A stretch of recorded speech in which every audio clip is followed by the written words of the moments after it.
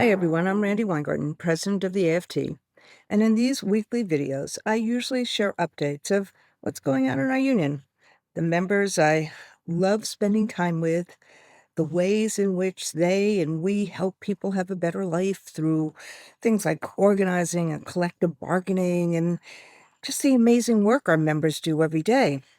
And that happened this week, like my great visit to Edison High School in New York City to celebrate National Apprenticeship Week with CareerWise and Skills USA, and then to lift up the 160 medical faculty at Robert Wood Johnson University Hospital in New Jersey, who reached their first contract last week after winning recognition a year ago. Those first contracts are really hard to get.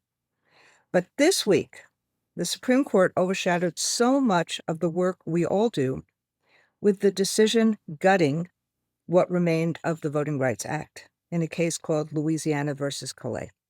The Voting Rights Act of 1965 was not only about ensuring Black Americans' right to freely participate in elections, it was about democratizing America.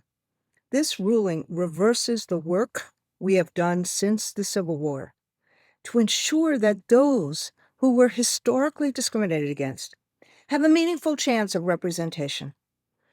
And for those who don't think this was a power grab, consider that the state that brought the case, Louisiana, the state that wants to dilute the representation for citizens of the city of New Orleans, mere hours after the decision, they suspended the election that they are now in, that early voting is already taking place, so that its gerrymandered legislature can further rig maps, and they have said, rig them for Republicans.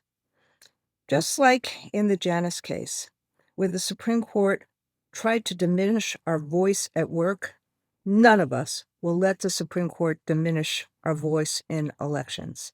So today, I ask you, check to see if you're registered to vote. And if not, please register. And if you are, ask at least one person in your life to register. Elections matter. That's why I'm so grateful for the members of Congress who are fighting, helping us fight for a better life. We're working to fund public education, who are working to create guardrails for AI, and who are working to help workers have more money in their pockets by, among other things, passing the Working Americans Tax Cut Act. Advocacy after elections matters too. That's why what happened this week in Alaska was so awesome, where the state House and Senate just voted to restore public employees' pensions. This fight has taken 20 years, but the Alaska Public Employees Association and the AFT were among those who have been organizing across party lines for the dignity and respect workers deserve. Now we're calling on Governor Dunleavy to sign it. I'm recording this on May 1st, May Day. May Day has always been about workers coming together to demand a better life for all. With rising costs and real economic pressures on families, that fight is as urgent as ever. Too often, the decisions that impact our paychecks, our workplaces, and our communities are made without the voices of the people doing the work. That includes attacks on immigrant workers who are integral to our workplaces and our communities. Thousands of May Day actions are planned today, connecting worker power to civic participation, to making our voices heard, both at the workplace and in the halls of government. Finally, we don't do kings in America, but this week we had a visit from one, King Charles.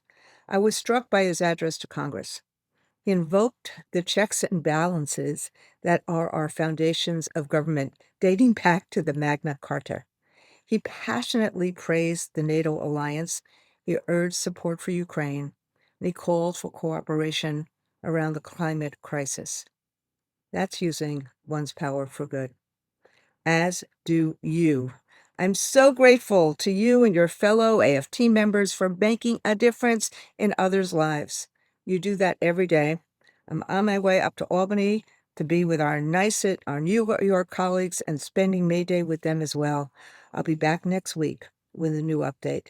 Stay strong, stay well.